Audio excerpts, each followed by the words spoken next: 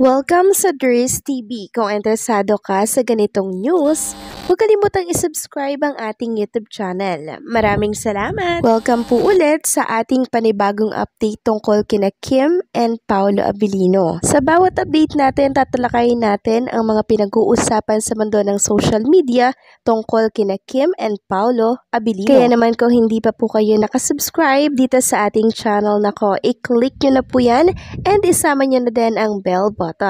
So ayun, welcome back again sa ating YouTube channel mga kakimpaw, and sa update natin ito, ang pag-uusapan natin ay tungkol po sa mga importanteng kaganapan kina Kim and syempre kay Paolo Abilino. Pero bago po ang lahat, narito muna ang ilan sa mga napili nating komento patungkol yan sa naging previous update natin. Unahin natin ang naging komento ni Ginang Nenita. Sabi niya, Dris, mahiwagang pag-ibig at powerful. Si Kim lang naman ang nakapagbabago sa isang Paolo. Ang Paolo noon na maangas, magsalita at suplado. Walang pake si Paolo noon sa mga promotion. Ngayon, nawala na yan lahat. Bagong Paolo era na. Maraming salamat sa komento, Ginang Nenita. Tama po kayo. Napakahiwaga talaga ng pag-ibig. Very powerful mga kakimpaw, at alam nyo, isang Chinita princess lang naman ang nagpabago kay Paolo Abilino. Nabago niya si Paolo, hindi niya na ito na pag-iinom, 'di ba? Tapos minsan na lang po siyang mag-vape mga kakimpaw. Unlike dati na talaga namang laging barkada, 'di ba? Laging nagiinom, tapos lagi ding nagsisigarilyo. Ngayon nag-vape na lang siya mga kakimpaw, kasi yung pagsisigarilyo, hindi naman po yan agad-agad ay matatanggal.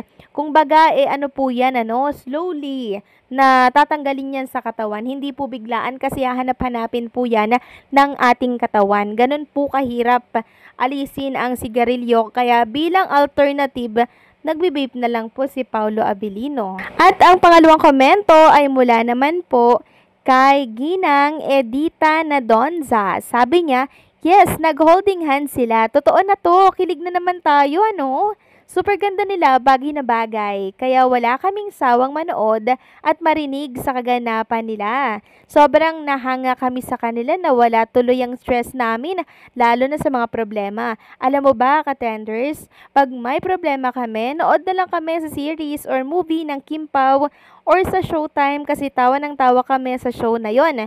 Lalo na sa mga host kay Kimi, kay Vice Ganda, kay Jong Bong Navarro, Kaumay, Chang Ami, kay Karil naman, kay Ann, at sa lahat. Dito kami tumututok sa Showtime matapos mag-lunch. So ayun, lagi naming sinusundan ng mga kaganapan ng Kim Pao.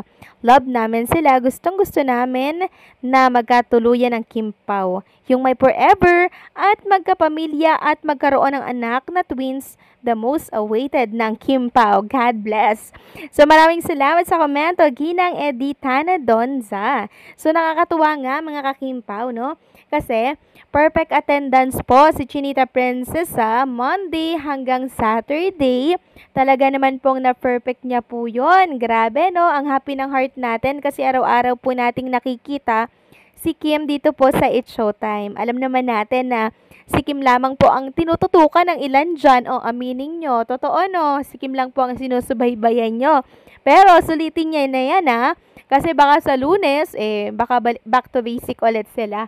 Baka lang naman mga kakimpaw, kasi third week daw po magsisimula ng taping ang The Alibay po. Hindi natin sure kung sa Cebu pa rin ba yung taping nila or sa ibang location na. And eto nga po yung outfit ni Chinita Princess kanina, pangrampa na to mga kakimpaw, Ay, talaga naman, napakaganda at pasabog na naman ng OOTD ni Chinita Princess. Ang ganda niya lagi. Ang ganda niya araw-araw mga kakimpaw, hindi siya nakakasawang tingnan.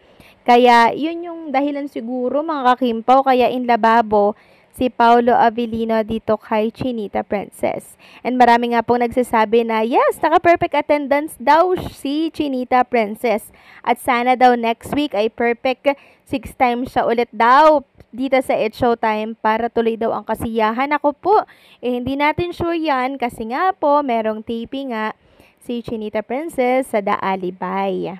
Samantalang next topic naman, pag-usapan natin mga kakimpaw, itong nakita ko po sa post ng isang kakimpaw fan natin dito po yan sa X. Mula ito kay Laika Su, credit sa post mo sis ha, and syempre credit sa totoong nag-edit ng picture ni Kim and Paolo Abilino. Diyan po yan kuha sa bridge. Yung sa may label may disappear na eksena nila ata to mga kakimpaw. Correct me if I'm wrong. Sabi niya dito, huwag kalimutang isama sa dasal ang pinakaasam ng lahat na endgame. Pero habang wala pa, dito muna tayo sa Dilulu at your own risk. Matulog tayong nakangiti at gawing pahinga ang Kimpaw. So ayan po mga kakimpaw, nang makita ko nga po ito kanina habang ako'y nag-scroll sa aking account, nakita ko to, bigla akong napatigil mga kakimpaw. Tapos nakita ko yung damit ni Chinita Princess, pangkasal. Tapos yung kay Paolo Abilino ganun din. Sobrang bagay na bagay talaga sila na makasal, mga kakimpaw sa isa't isa. Ito yung minamanifest nating lahat, di ba? Na sana po ay sa simbahan matuloy itong pag-iibigan ni Kim and Paolo Abilino. Di ba? Aminin nyo, ganyan din ang gusto nyo, mga kakimpaw. And makikita natin dito ang husay ng pagkaka-edit kasi sa unang tingin hindi ko talaga ine-expect na edited to mga kakimpaw. So kahit edited lang siya, grabe yung kasiyahan na nararamdaman ng puso ko, and I'm sure kayo din po habang pinagmamasdan ang mga picture na nasa screen po ninyo na nakasuot si Kim Chiu ng pangkasal, tapos si Paolo Abilino ay ganun din, 'di ba? Ganito yung inaasam natin mga kakimpaw na sana po ay mangyari na, 'di ba? Ito 'yon, kaya ang payo ko lang po mga kakimpaw para mangyari lahat 'yan. Ipagdasal lang natin sila every night, pagtutulog po tayo, 'di ba? Isama natin sila sa mga prayers natin.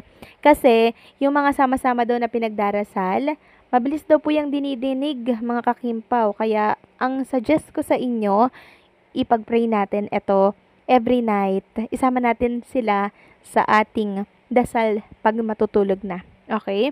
So, ngayon, nagbasa nga ako ng komento sa post na yan sa X. Grabe, ayan po, ang sasiya-siya nila dyan. Ang daming nagko-comment dyan, mga kakimpaw, na manifesting nga daw na magkatotoo na makasal si Kim and Paolo Abilino. Ang daming masaya, kahit edited lang yan, mga kakimpaw. Paano pa kaya kung nagkatotoo yan, di ba? Dito the highest level ang kasiyahan ng mga Kimpaw fans natin dyan, di ba? Kaya sa ngayon, ito muna yung titigan natin mga kakimpaw. Titigan lang natin yan kasi yun yung bubuo ng araw-araw natin. Yun yung magbibigay ng lakas sa atin everyday. Diba? Kahit edited lang yan, walang problema kasi dito tayo masaya mga kakimpaw, diba? Dito tayo masaya. Kaya walang pipigil sa nararamdaman natin. Sabi nga dito, 'di ba, matulog tayong nakangiti, tapos dilulo at your own risk po mga kakimpaw. Kasiyahan natin ito, and wala naman tayong tinatapakang tao, di walang masama doon, no? So, paano mga kakimpaw, hanggang dito na lamang po ang update natin. Maraming salamat sa patuloy po na pagsuporta.